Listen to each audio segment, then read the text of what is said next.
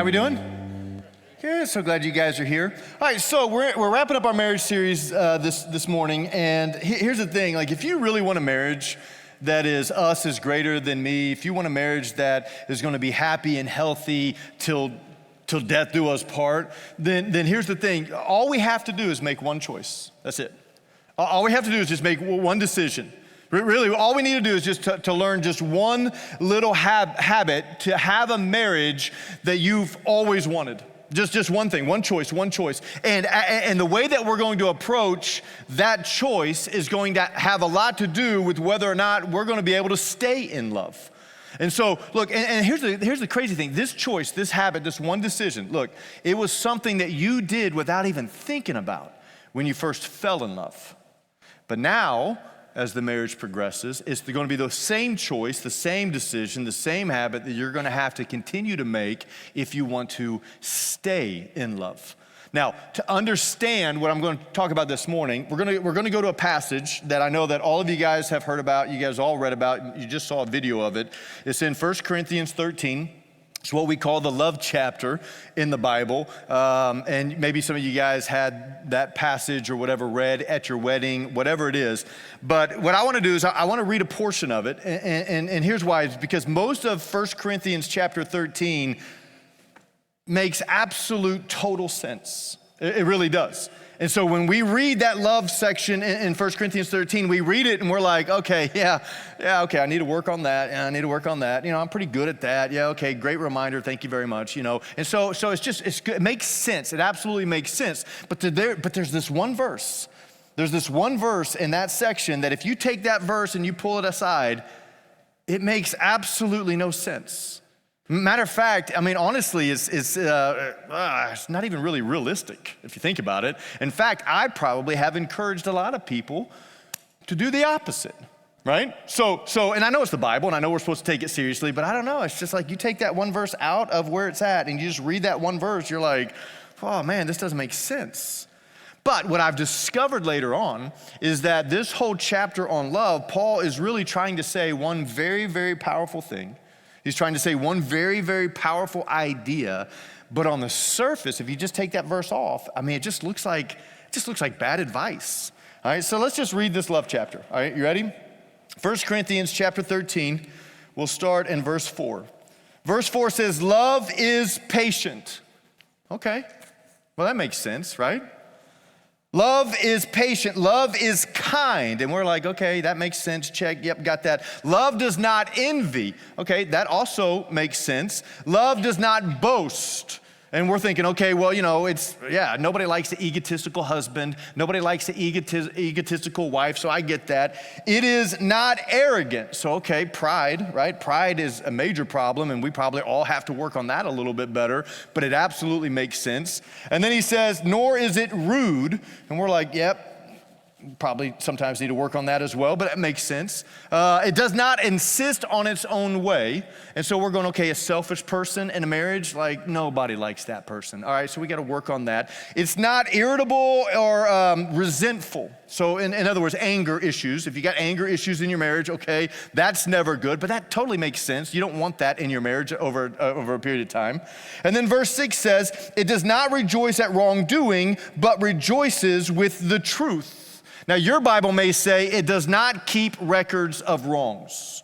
So let me do this. Let me see you raise your hands. I'm just playing. Don't raise your hands. But there's a lot of you guys that probably are really good at that verse, right? Conflicts start to rise in your house. Voices start to get a little bit louder. Anger starts to, go. And then all of a sudden, one of you gets into your little filing cabinet in your brain, and you're like, okay, oh, there it is. And you pull it out, and you're like, yep, look, June 17th, 1998. You did it back then, and you're doing it now, and you never change. And you're just gonna be like, oh, man, like, you would have been a great history teacher, Like, I don't know how you can remember all that stuff, all right? So, hey, look, but verse 4, 5, and 6, like, you take all that out, and it makes absolute sense. But But then you get to verse 7. Now, we're not going to go to verse 7 yet, but when you get to verse 7, Paul, what he does is he takes a little Greek word, he'll use it 4 times, and then he matches up that one Greek word with 4 different other Greek words or phrases, and they kind of all come together to make one specific point. But if you take any of those out by themselves, it doesn't make a lot of sense. So let me read it. Verse 7, love bears all things. It believes all things. It hopes all things. It endures all things. Now, you pull any of those out, you're like, I don't know.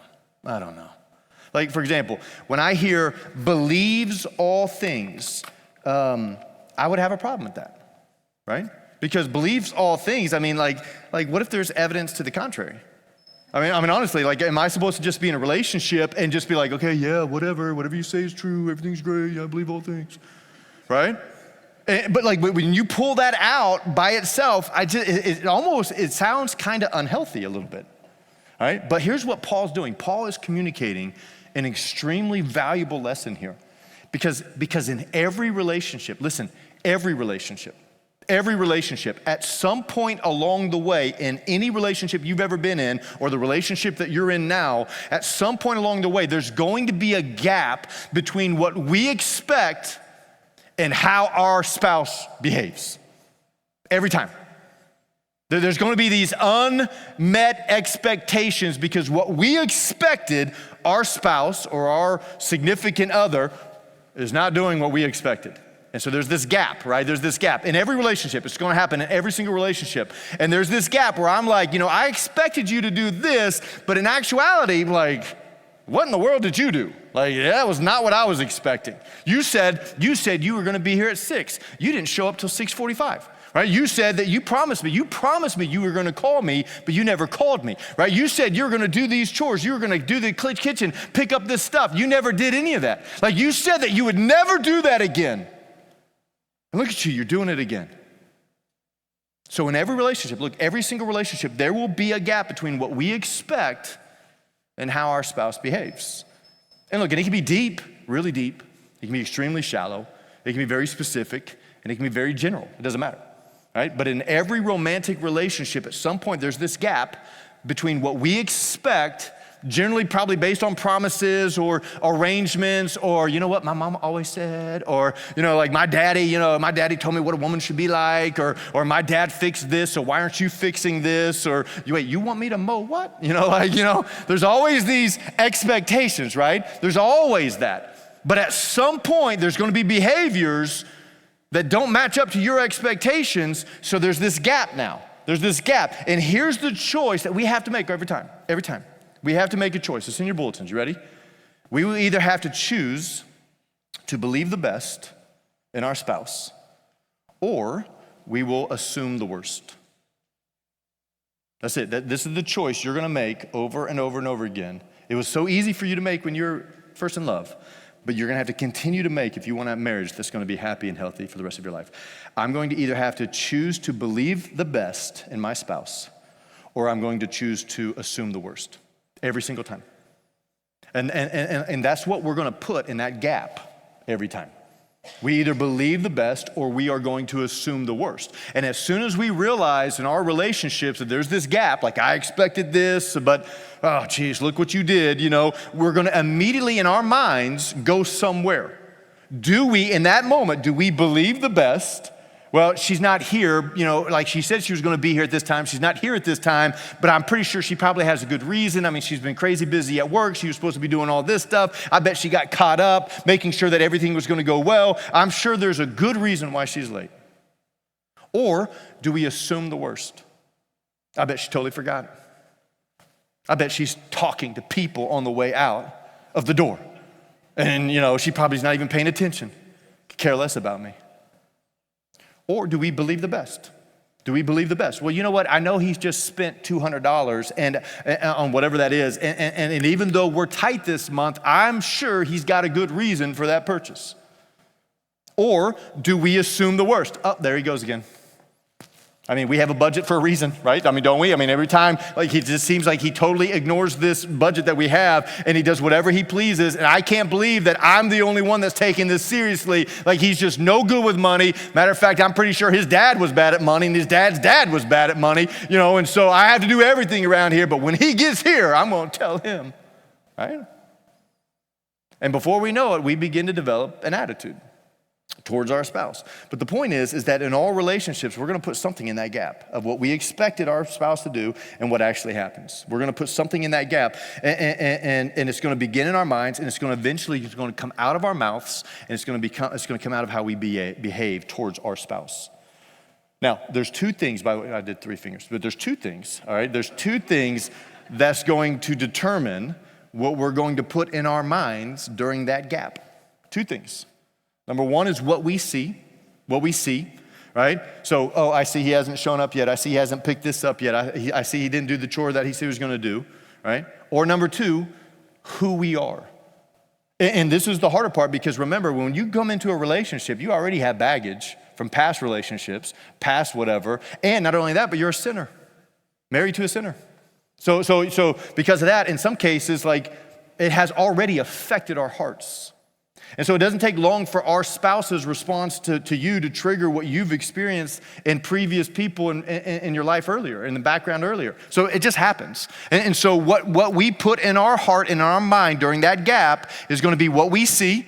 All right, well, they didn't do what they said they were going to do again.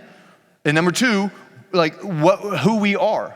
Right? What we have experienced, so our past hurts or our past pains, or this fear of being abandoned because of something happened in the past, or our fear of being alone because of whatever happened in the past. And all of that's going to drive us to determine what we are going to place in that gap when our spouse doesn't meet our expectations.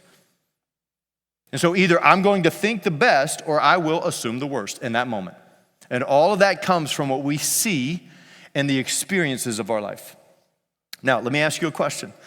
In your mind, in that gap, where do you generally go? Do you basically, assume the worst? Or do you believe in the best? In your mind, where do you go? Because as soon as you get that text that says, hey man, I'm sorry, I'm gonna be late again. As soon as you get that text that says, hey man, I got so busy, I got caught up over here, I didn't have time to make dinner, can you make sure you bring some dinner home before you get home? Like where do you go? Do you expect the best or do you assume the worst? And look, and I know that some of us, I know some of you guys, you have some doozies. I mean, some real doozies that you could probably share about your spouse, okay? And I don't want to belittle that, but I'm asking you, where do you go? Where do you go in that time? Where do you go mentally where there's a gap between expectation and behavior? Where do you go? Where do you naturally go in that moment? And then where does your spouse go in those moments? Because like people who stay in love, they learn to believe in the best in their spouse. And people who stay in love, they learn to make one choice. I'm gonna believe the best rather than assume the worst. And so they learn that. And the happy marriages are as a result of that one choice. Even when at previous times it didn't turn out so well, and it would be so much easier just to assume the worst because there's a pattern going on. So people who stay in love, they make a choice to believe in the best. And look, there will always be gaps in our marriages, but people who stay in love, they have to learn to lean into this habit that I'm just gonna believe in the best in my spouse. You know what that means though? It means that you will have to that you would have to become generous. And when I say generous, I mean that you are going to have to come up with a generous explanation for why your spouse didn't live up to your expectation. Happy couples do that. They come up with a generous explanation as to why their spouse didn't live up to their expectations. Matter of fact, there's this book, it's called One Thing You Need to Know.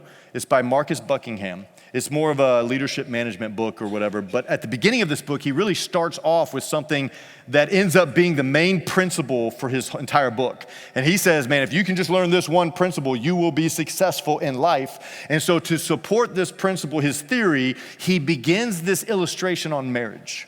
And he said that there was a group of researchers who wanted to study successful marriages. And so they got a lot of married couples together and they asked them tons and tons of questions. And so from this group, they found a group of married couples who were just extremely happy together. They were still like madly in love after being married for over 10 years. And so they asked them, these happy married couples that have been married for a while, they said, hey, man, what's the common denominator? Like honestly, like what's the one thing that makes your marriage great? And here's the thing, the researchers who conducted this study, they really thought that they knew what that one thing was, right? Because based off of their previous research, where they studied unhappy married couples where the majority of them ended up filing for divorce, they discovered that there was a huge misunderstanding between the spouses on what the other person was like. In other words, unhappy couples had a major disconnect with each other. They didn't understand each other. And so these guys, these researchers, they just assumed that when they interviewed these happy couples, they were going to find a deep understanding between the spouses, a very real understanding of each spouse. That the man and that the woman, like they didn't have any high expectations. They hardly had any unmet expectations because they knew each other so well. And so they didn't get hurt so often. And what they found out was the complete opposite of that.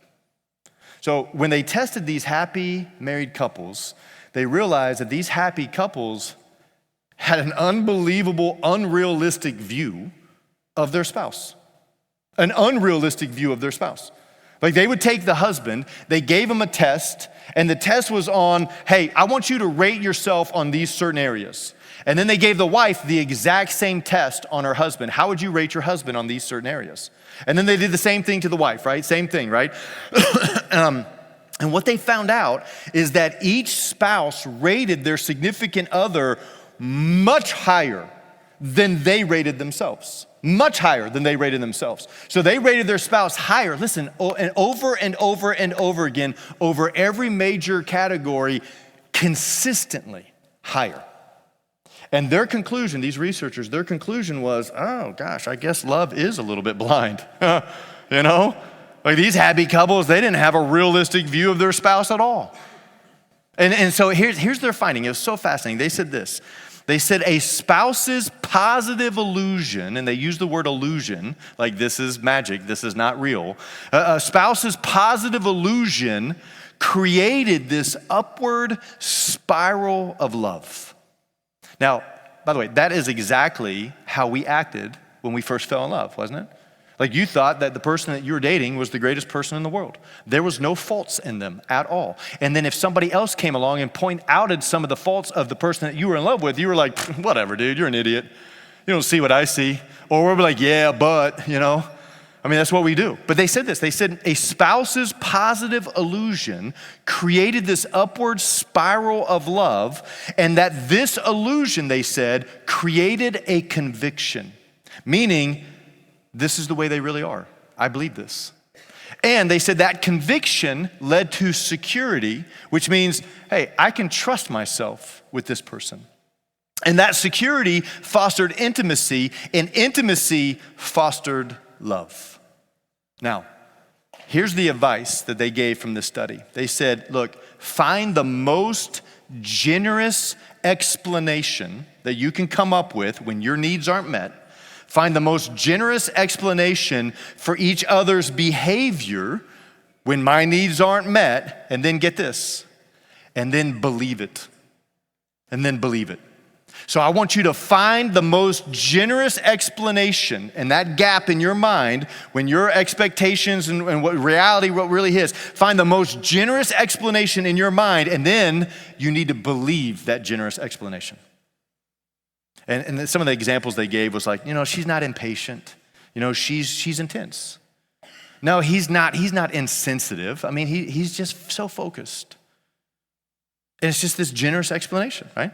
But here's what they're really saying. They're really saying that at some point in our relationship, there's going to be that gap, and we're going to have to choose what we're going to put in that gap when our expectations aren't met. And so happily married couples who have been married for over 10 years, they have chosen and they have learned to make it a habit to assume the best every single time. And they're going to come up with a generous explanation to be able to define it. It's amazing. Now let me ask you something, okay? We'll go back to it. Where do you generally go when this happens? Where do you go naturally? Like, do you quickly go negative or do you believe the best? Because here's the thing, that is now your choice. It is not your spouse's choice. It is your choice. And I look, and I get it. I know all of you, every single one of you who've been married for a while, every one of you, you have a story about your spouse. Yeah, but you don't know. Okay, but look, I'm not discounting that. I'm just saying, like, where do you go naturally? Where do you go when your expectations don't get met? Look, go back to verse 7 again. All right, Paul says this. He says, love bears all things, believes all things, hopes all things, endures all things. Look, I believe that that verse right there, it really is the key to maybe some of you guys who are thinking about growing, you guys have kind of grown apart in your marriage and you're thinking, I don't know, maybe about quitting, right? Like you're thinking about giving up. You're thinking about leaving. But look, can I just say something? All right, this is so important. Let me say this. If we decide to assume the worst in our spouse when our expectations don't get met, then guess what? You will be right every single time. Every time. Like, I knew he wouldn't do it. I knew he wasn't going to pick that up. I knew she was going to make an excuse again as to why dinner wasn't ready. Like, he always does this. She always does that. I knew he wouldn't come through again. Look at that. And you know what? You will be right. Every time. Every time.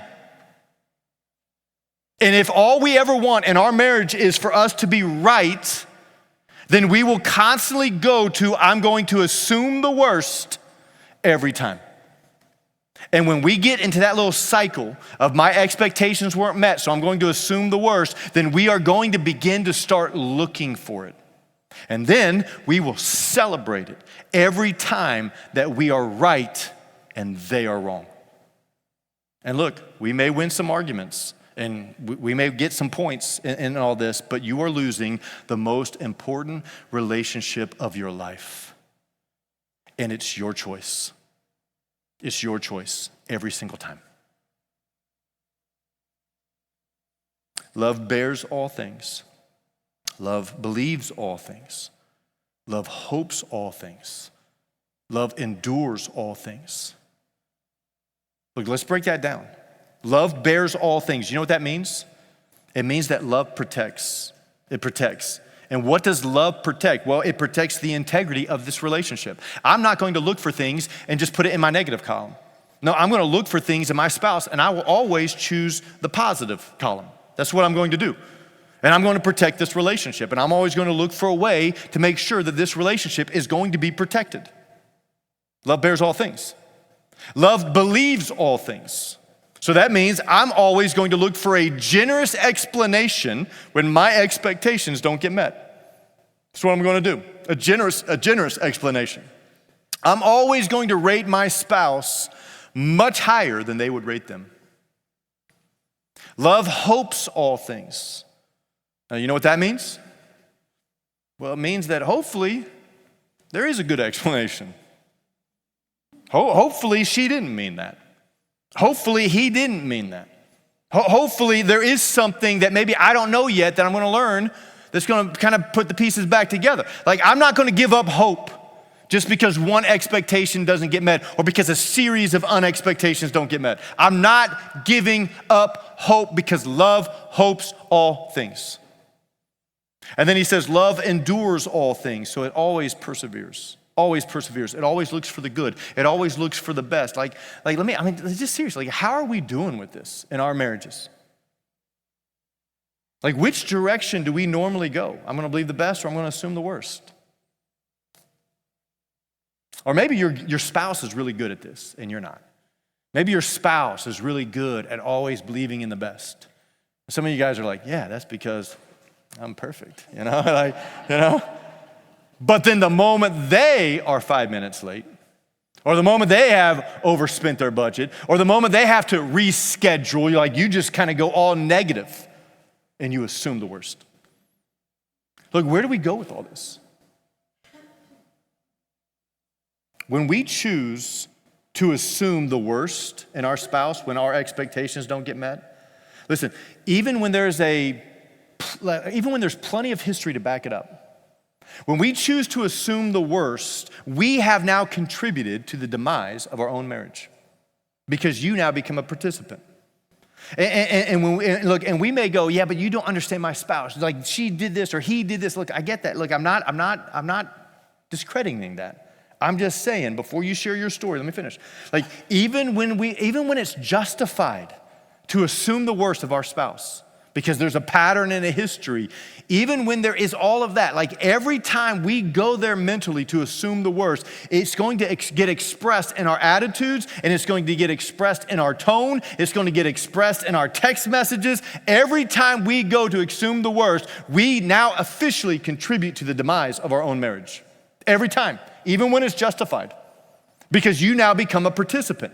Now look, you got to hear this. I know that some of you guys, maybe like your marriage may be on the rocks, right? And maybe some of you guys have not been intimate in a very long time. And I'll tell you why. Because the moment you continue for years to assume the worst, that will suck the intimacy right out of your marriage every time.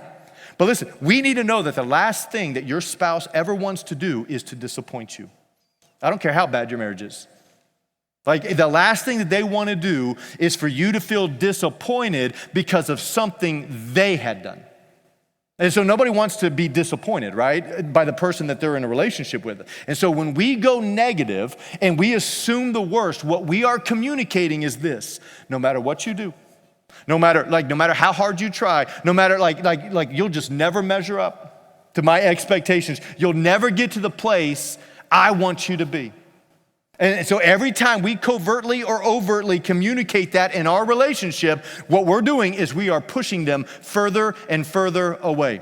And then in our minds, what we say is like, well, look, like if you don't want to disappoint me, all right, well then all you have to do is get my expectations and my behavior on the same page and you will be fine. All right, so all you got to do is perform. So just perform, jump higher, do this, be here, get here early, be more careful, just do this. Come on, little boy, come on, let's do this. And so you don't want me to feel disappointed, then hey, let's just bring my expectations and my behaviors on the same page. But here's the thing, it never works, ever. And the reason is because our expectations and our behaviors, they change all the time. All the time. So you want to know how to never be disappointed with your spouse? Then always think the best. Don't assume the worst. Because when we do, whether you're right or not, it's absolutely irrelevant. And now you become a participant in the demise of your own marriage. Go back to verse 7. Love bears all things. Love believes all things. Love hopes all things. Love endures all things. Now, do you want to know what that really teaches us? It teaches us that I trust you. I trust you. I trust you.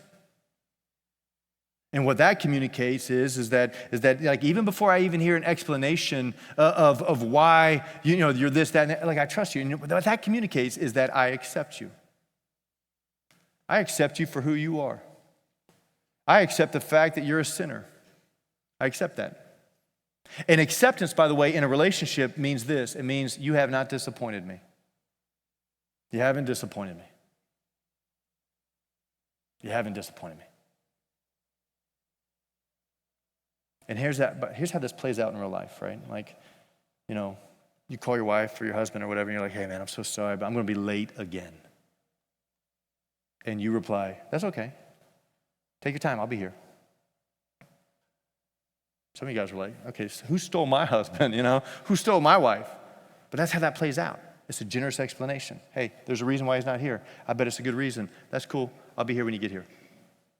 Or, hey, babe, look, I'm so sorry. I didn't do the chore that I said I was going to do. I forgot to pay the bill, or I forgot to call this person, right? And so instead of us going, well, I knew it. I knew you weren't going to do that. I was right again. Instead, you say, you know what? That's okay. We'll figure it out. We'll figure it out. Like, I know you've been busy. Like, I know you'll get to it when you said, when you'll get to it. You promised you'll do it. I trust you. We got this. So instead of using our gaps between what we expected and what really happened, instead of using that gap to leverage like just animosity and anger, what we do is we use that gap to leverage love to bring our spouse closer to us with generous explanations in our mind. And the more gaps we have, guess what? That's now more opportunities for us to say, I love you, I trust you, I accept you, you didn't disappoint me. In other words, I'm not giving up hope.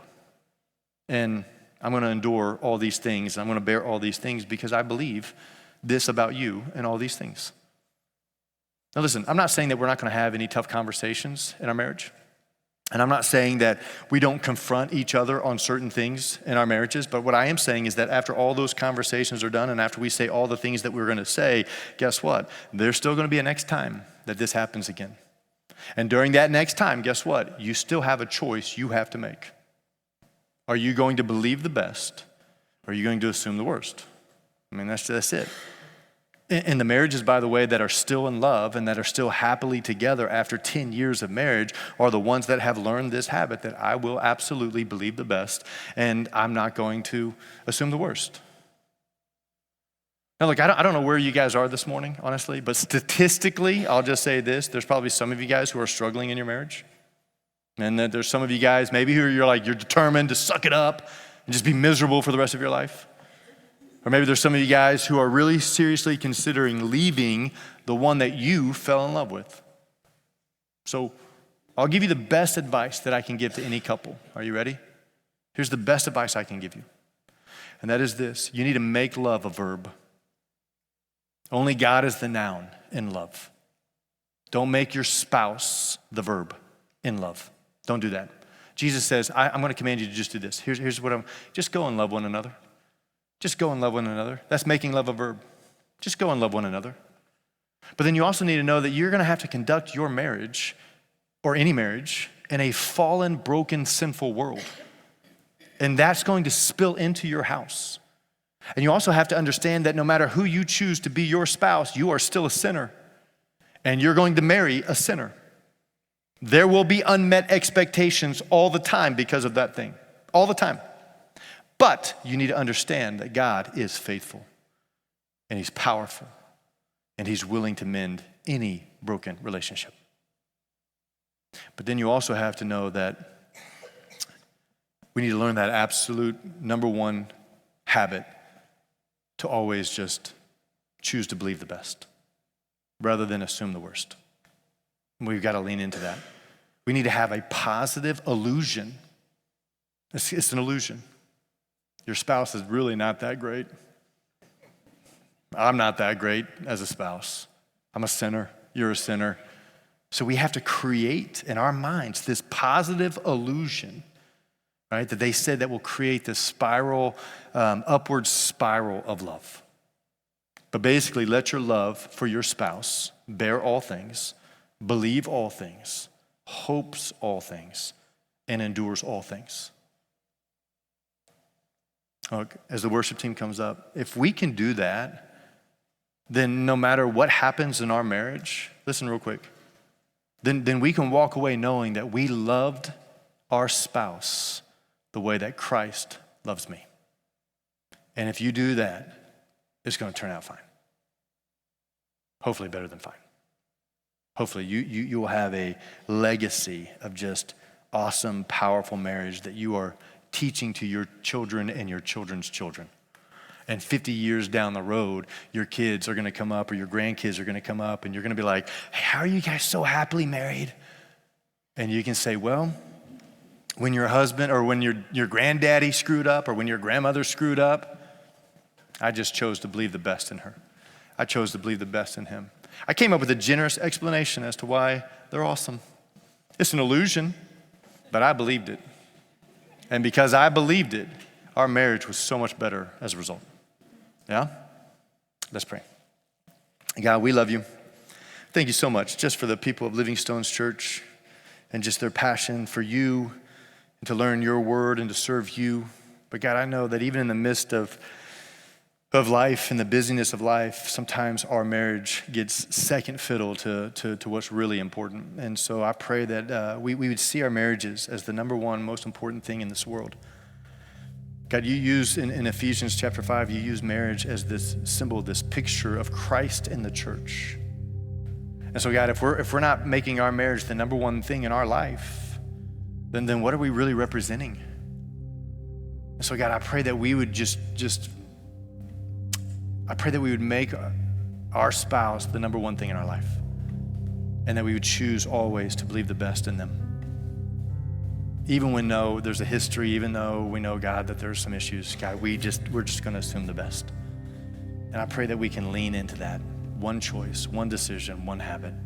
And I pray that in Jesus' name, amen. Let's stand, let's continue to worship.